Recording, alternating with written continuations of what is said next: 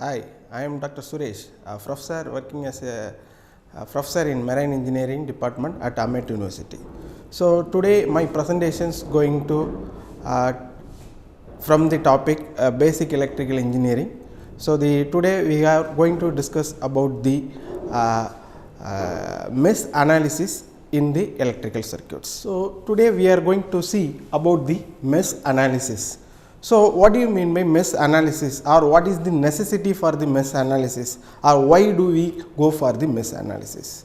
So as a electrical engineers, you all are aware about the basics of electrical circuits and the electrical quantities and the electrical terminologies.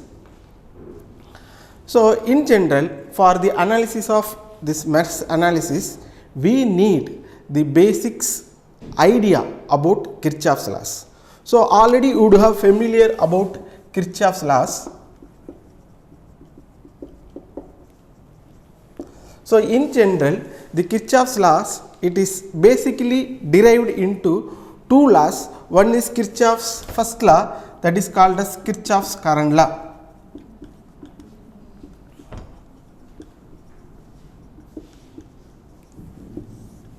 Kirchhoff's current law. So the Kirchhoff's current law, which states that the algebraic sum of current meeting at a junction in a closed circuit is equal to 0. For example, let us take,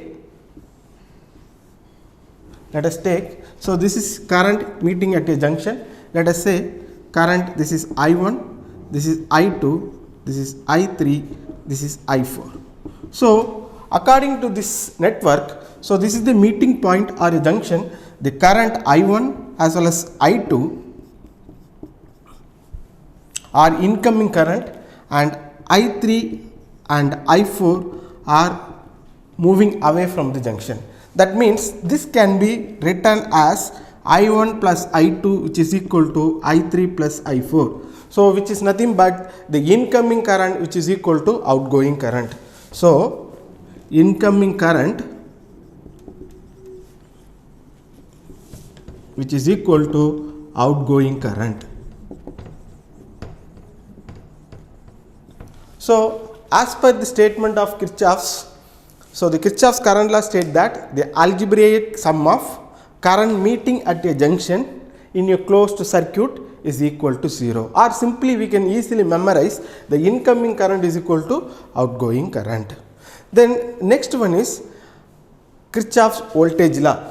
So generally this Kirchhoff's current law is called as KCL or Kirchhoff's first law.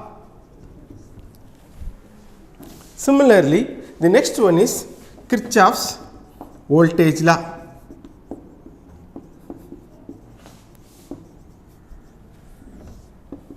So this is generally called as KVL.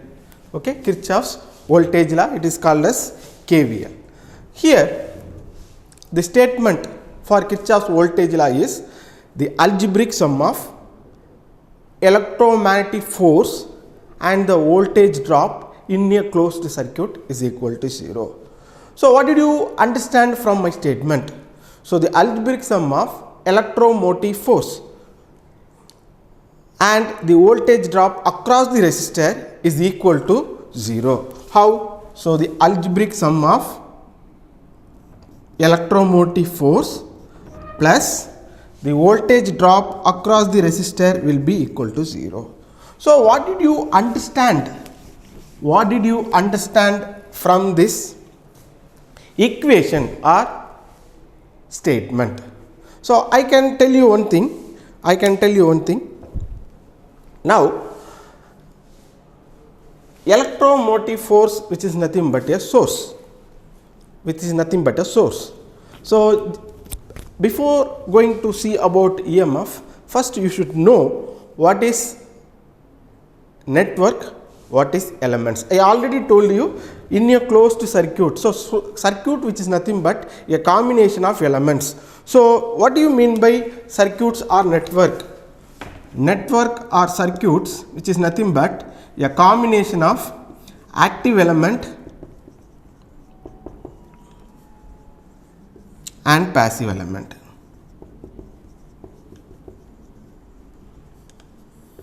So, based on these two elements only, we can form a network. So, in general, active element which is nothing but the element which supplies energy to the circuit. So, supplies energy, either it may be a voltage source or current source. In general, voltage source means we used to call it as battery or RPS, whatever it is. So, active elements which is nothing but which supplies energy to the circuit. So, in general it is called as either it is a battery or RPS, that is which is nothing but the regulated power supply. Similarly, passive elements which stores energy or dissipates energy in the form of heat, or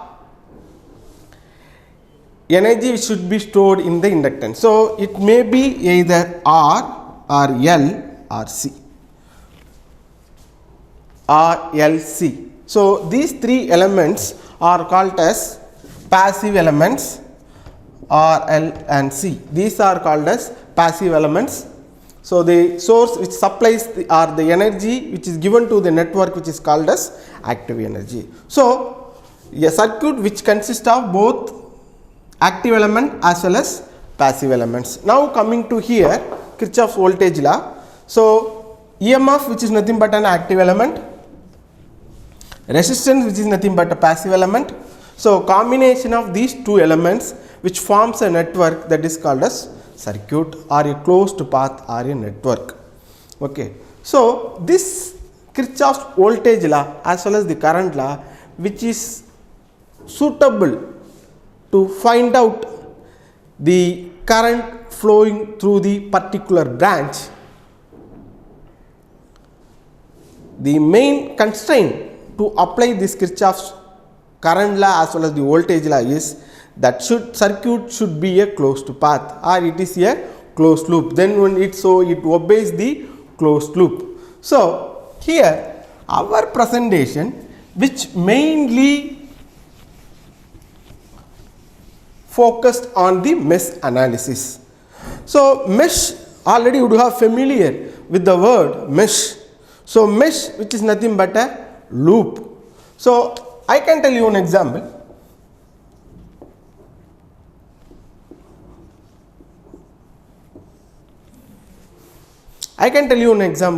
Either it is a mesh or loop which is nothing but a closed path. So, closed path means the starting point as well as the ending point will be the same. For example, this is my starting point. So, I can go here and there and again I can reach my same destination which is nothing but a closed loop. So, in between this closed loop I can arrange any active element as well as the passive element which forms a network, that is called as electric circuit or network. So, to analyze this network or circuit with the help of this Kirchhoff's voltage law and current law, we can analyze the network. So, what is the necessity for going this? So, whatever may be the network or circuit or closed loop, we can find out the particular current flowing through the branch. So, that can be identified with the help of this mesh analysis, and also we can calculate the power delivered by the circuit also. So, this mesh analysis can be done in two methods. One is by writing a mesh equation. Another method is solving by a matrix method. So now we will see both methods. So first we will see how we can write the mesh equation. So let us consider the given circuit. Let us consider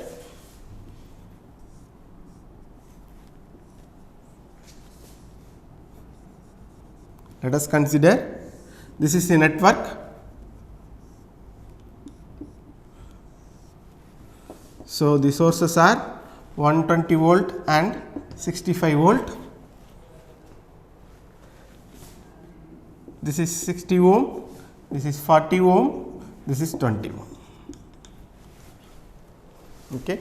So let us consider, I am going to solve this network to find the mesh current for the network. So as I told you already, we can find the current flowing through these branches by two different methods. One is by solving this equation by writing mesh equation. Another method is by solving the network by matrix method. As compared to mesh equation, matrix methods are more easier according to the calculation part. But we will see both the methods. First, let us start from the mesh equation. To solve the network by using mesh analysis, we have to write the mesh equations. So the basic constraint to solve this network is that circuit should be a closed path. So now we can see it is a closed path. So for this closed path, I have to give a name. Let us say this corner will be point A, this is B, this is C, this is D, this is E, and this is F. I already told you, so closed loop path means the starting point as well as the ending point will be the same. So A, B, E, F, C, D, A. So which forms a closed path. So A, B, E, F, C and D. So A to B travelling, B to E, E to F, F to C, C to D, again D to A. So which forms a closed path. So the basic requirement to apply Kirchhoff's voltage law and current law equation is satisfied. So once it is satisfied, we can write the equations. Now the first step is we have to identify the number of loops in the given network. So let us see, there are two loops, say A, B, C, D, A, and another one is B, E, F, C, B. So these are the two loops in the given network. So generally loop means the starting point as well as the ending point will be the same. So loop A, B, C, D and A.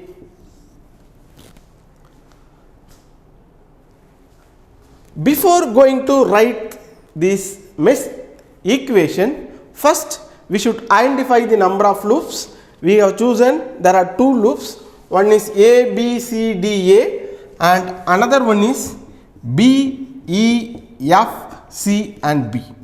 These are the two loops we have identified. That means we have to find out two unknown current. Say let us say I1 and I2 are the two unknown currents we have to calculate by using this mesh analysis.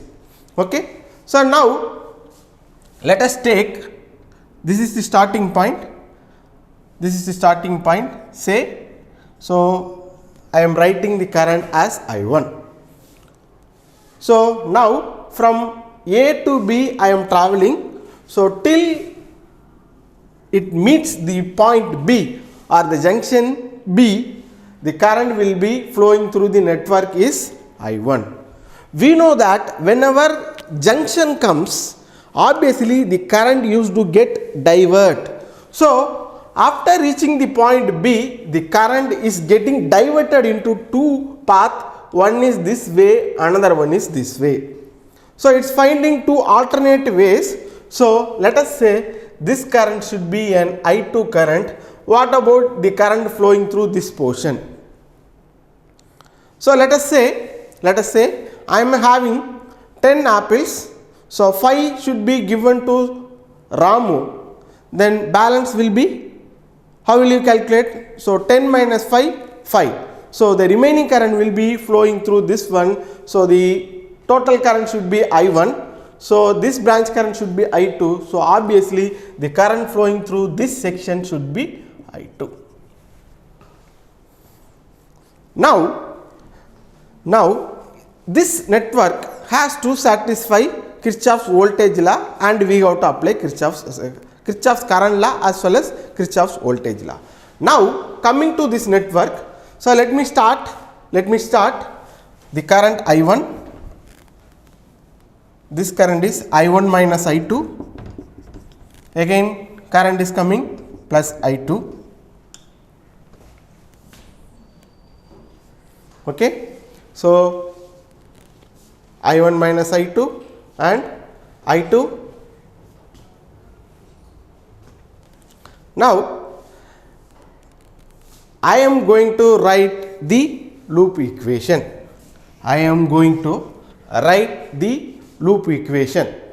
So for example, if it is satisfy Kirchhoff's current law, then only we can apply the Kirchhoff's voltage law. Now I1 is coming.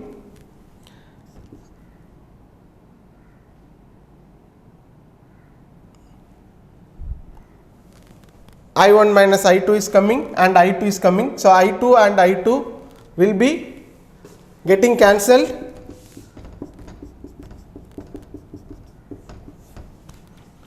So the incoming current is I1 and outgoing current is also I1. So it satisfies Kirchhoff's current law. So first law is applicable. So now I am moving to apply the Kirchhoff's voltage law, that is second law. So to apply Kirchhoff's voltage law, so let us take this equation or this loop A, B, C, D, A. So here we have to assume the current direction. There are two things we should keep in our mind. One is current traveling direction, another one is current assumed direction. Here let us say my assumption is from A to B. These are the assumed direction I1 minus I2. These are the my assumed direction. Now I am going to write the equation. First I am traveling from A to B. So A to B. So I am traveling from A to B. So my assumed direction as well as the current traveling direction both are equal. If both the currents are equal, then put a sign minus. So I am repeating again, my traveling direction and my current assumed direction, if both the currents are equal, then put a minus sign. So minus 60 I1. Then so A to B I have traveled. Then again I am moving to B to C. So B to C. So I am traveling in this direction. Already current assumed direction is also the same. So minus 20 into I1 minus I2. Then C to D, there is no resistor element, so there will not be no drops. Then again coming to D to A. So this is minus, this is plus. So minus to plus means potential rise, plus to minus means potential drop. So generally initially it is in minus, now it is moving to plus, that is it is traveling from D to A, that is minus to plus. So obviously from negative to positive means it is a potential rise. So potential rise means plus 120 we have to apply. Now simplify this network. Minus 60 I1 minus 20 I1 plus 20 I2, which is equal to minus 120. So therefore minus 80 I1 plus 20 I2, which is equal to minus 120. So we can divide this equation by 420. So minus 4 I1 plus I2 minus 60, minus 6. 4 times, 1 times, 6 times. So let us say equation 1. Now moving to the second loop, B to E, F to C and C to B. Now B to E. So I am traveling from B to E, and also my assumed directions is also B to E. So since both the currents are traveling in the same direction, so minus 40 into I2.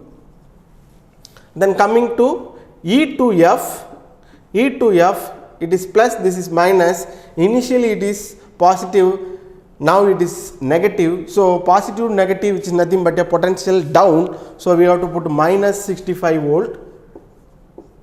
Then coming to F to E, since in F to E there is no drop elements or passive elements, so we can nothing to write. Then coming to C to B, now my traveling direction is C to B, but current assumed direction is B to C, so opposite to each other, so put plus 20 into I1 minus I2, which is equal to 0. So therefore 40 I2 plus 20 I1 minus 20 I2, which is equal to 65. So therefore minus 60 I2 plus 20 I1, which is equal to 65. So let us say equation 2. Solve equation 1 and 2, we will get the current flowing through the particular elements. So now let us say 4 I1 plus I2, which is equal to minus 6. So 20 I1. So this equation can be simplified by 5. So 12 I2 minus 12 I2 plus 4 I1, which is equal to 13. So which is nothing but 4 I1 minus 12 I2, which is equal to 13. So now subtract equation 1 minus 2, this will be getting cancelled. So 13 I2, which is equal to minus 19. So therefore I2 is equal to minus 19 by 13. So 19 by 13, which is equal to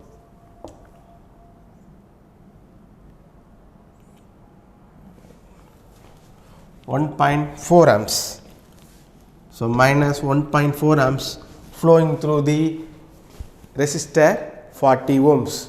Similarly, we have to find out I1. Now we can substitute the value of I1 in any one of the equation. So let us take the first equation. So 4 I1 plus, so minus 1.4 is equal to minus 6. So 4 I1, which is equal to minus 6 minus 1.4, so 4.6. So therefore I1, which is equal to minus 1.15 amps.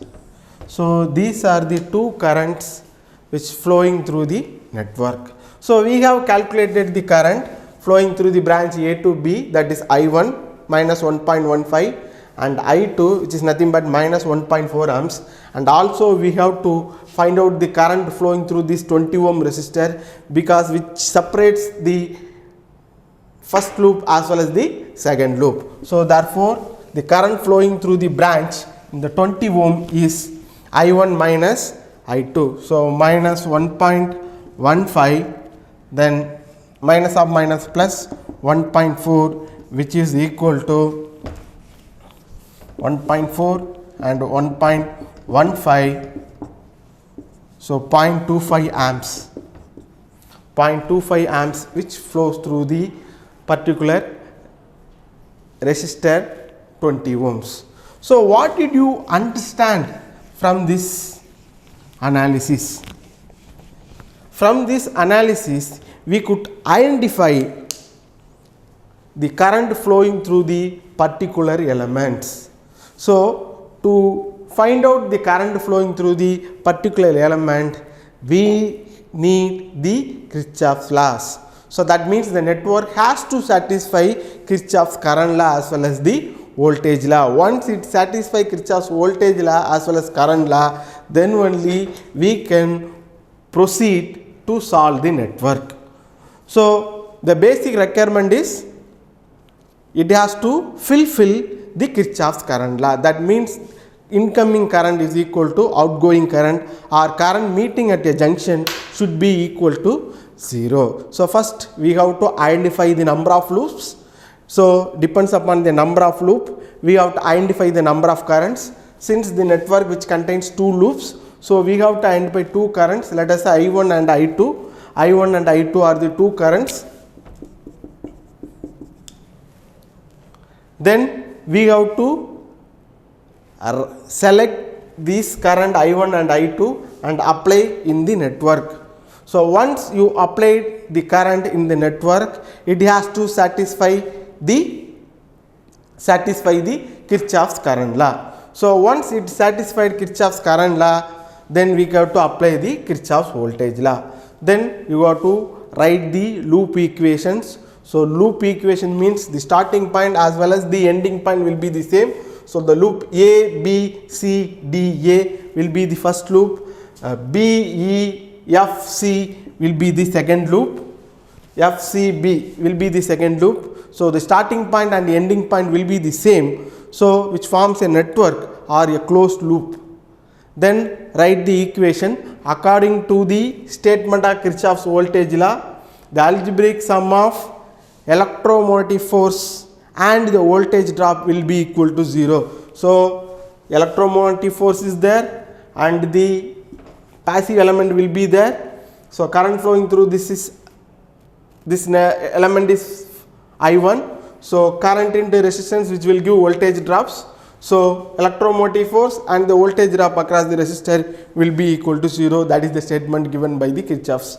So Kirchhoff's voltage law, which is nothing but the algebraic sum of electromotive force as well as and the voltage drop of each resistor, or voltage drop across the resistor will be equal to 0. So once you write the equations, you have to solve both the equations and find the unknown values I1 and I2.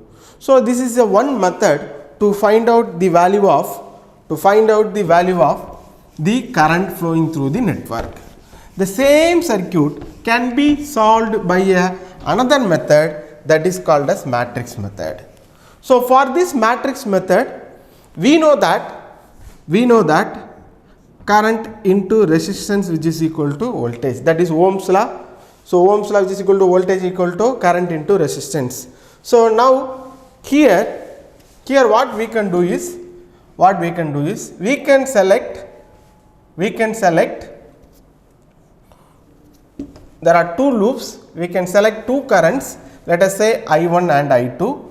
So here we have to take all the currents should be in the clockwise direction for easier purpose. Okay, for analysis purpose I am taking all current flowing through the network in clockwise direction. You can choose in anti-clockwise direction also, that is doesn't matter. Okay, so first what we have to do is, let us say this is loop 1, this is loop 2. So since there are 2 loops, it should be a 2 cross 2 matrix. So R11, R12, R21, R22. So there are 2 loops, so 2 currents and 2 voltage sources V1 and V2.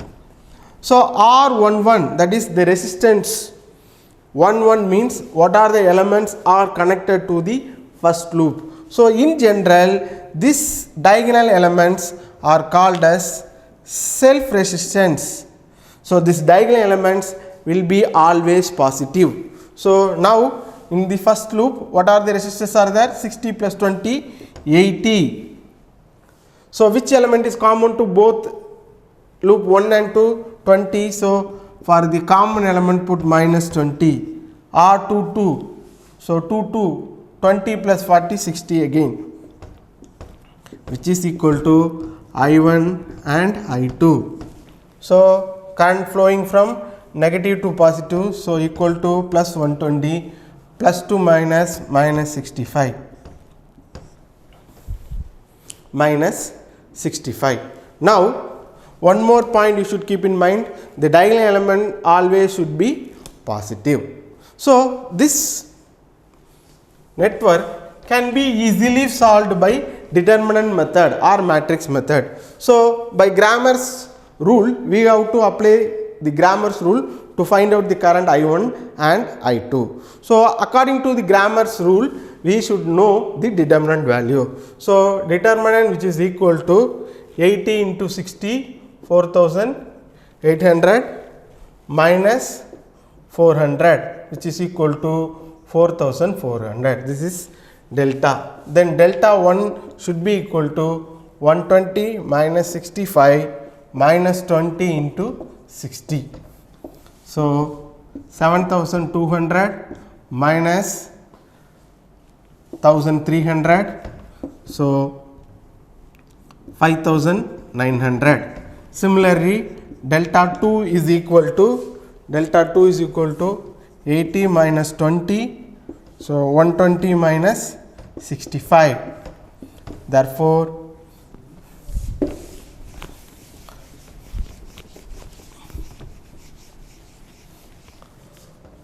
65, so minus 5200 plus 4800, so minus 400. So therefore I1 should be equal to delta 1 by delta and I2 should be equal to delta 2 by delta. So now we can substitute and find the values. Minus 599 divided by 4400. So 59 by 44.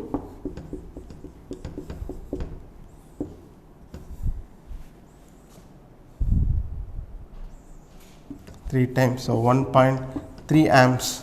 Similarly, 400 divided by 4400, so 1 by 11, so 0.99 amps. So this method, which is more easier than the earlier method. So in general, the preference will be given to solve the network by mesh analysis is by matrix method. So now I can summarize the mesh analysis.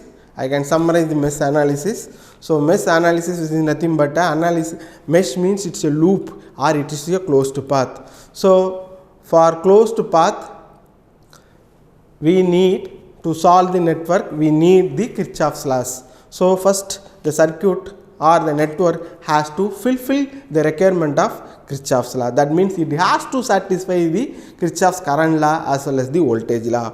Once it is satisfied, we can find out any value of or any network element unknown values with the help of this mesh analysis. So the mesh analysis can be solved either by writing mesh equations or by solving the matrix method. So now I summarizing about this mesh analysis.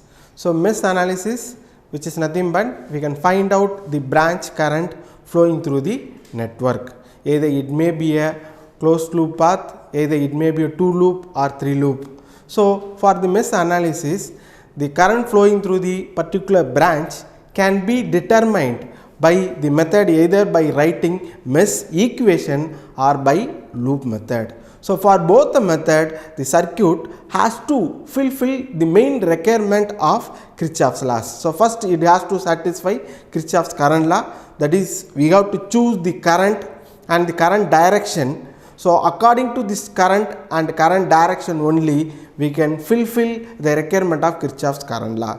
then we have to apply the Kirchhoff's voltage law. So the algebraic sum of current meeting at a junction is equal to 0, that is, which is nothing but the Kirchhoff current law. According to the statement of Kirchhoff's voltage law, the algebraic sum of electromotive force and the voltage drop across the resistor will be equal to 0. Once it satisfies these two laws, we can apply in this equation and we can form the mesh equations. Either we can solve by this network by mesh equation method or by matrix method. So as compared to mesh equation method and the matrix method, the matrix methods are more easier than the conventional mesh equations method. So thank you for the listening.